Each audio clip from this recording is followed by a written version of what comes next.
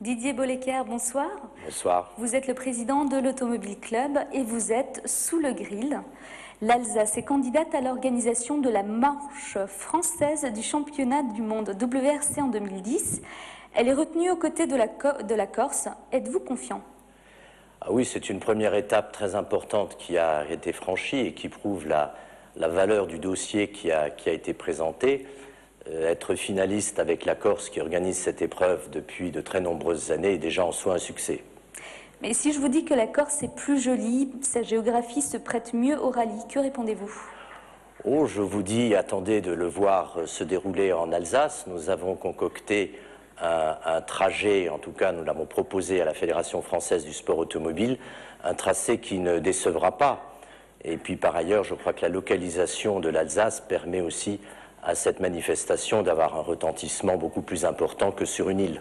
Est-ce que le fait d'avoir Sébastien Loeb, alsacien, multiple champion du monde, peut vous aider? Ben oui, tout d'abord parce que Sébastien Loeb s'est clairement déclaré favorable à l'organisation de cette épreuve en Alsace. Et je crois que nous avons suffisamment peu de champions du monde en Alsace pour que nous essayions aussi de les accueillir dans leurs actions. Mais le comité directeur de la Fédération française du sport automobile ne cesse de repousser sa décision. Est-ce mauvais signe? Non, je ne pense pas. Il s'agit d'une décision importante pour la Fédération française du sport automobile.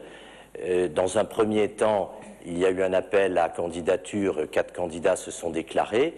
Il en reste 2 aujourd'hui. C'est en quelque sorte la finale qui se jouera surtout sur le fait de la pérennité de l'organisation de l'épreuve. C'est-à-dire que la Fédération demande aujourd'hui aux collectivités territoriales et aux sponsors privés de s'engager sur 3 ans. Pourtant, il manque 500 000 € sur le 1,5 million de subventions nécessaires. Vous savez, tout cela dépend de la façon dont on calcule. Si vous prenez par exemple l'exemple de la ville de Strasbourg, qui envisage d'allouer une subvention de l'ordre de 300 000 €, ce n'est pas cela qu'il compte seulement. La ville mettra également à la disposition des installations, des équipements techniques. Tout ceci représente plus que la subvention directe. Donc si on fait un calcul en additionnant toutes les participations, je dirais, techniques et les participations financières, nous bouclons notre budget. Alors qu'est-ce qui coûte le plus cher? Écoutez, il y a de nombreux postes. Vous pensez bien qu'on n'accueille pas 250 000 à 300 000 spectateurs sur des épreuves sans une organisation extrêmement serrée. C'est d'abord bien entendu la sécurité des pilotes, mais aussi surtout celle des spectateurs.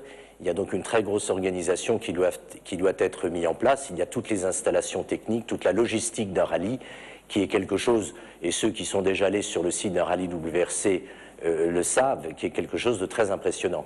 Les retombées dépasseront-elles les critiques sur la sécurité du rallye et les critiques sur l'aspect peu écologique du rallye? Écoutez, le rallye, je pense, c'est un sport qui est relativement sûr. À ceci s'ajoute que le rallye a toujours été le banc d'essai, notamment en matière de sécurité, de solutions que tout un chacun retrouve sur son véhicule dans l'avenir. La Fédération française des sports automobiles a effectué un sondage il y a une quinzaine de jours, d'où il résulte que 80% des Français apprécient l'apport de la compétition automobile à la sécurité de leur propre véhicule, de leur véhicule de tous les jours. Donc je crois que là, il y a un faux débat. En matière d'environnement, il s'agit, je le rappelle, quand même d'une centaine de concurrents et à la limite, sur des routes fermées, il y aura moins de trafic qu'en temps normal. Didier Bollecker, merci beaucoup.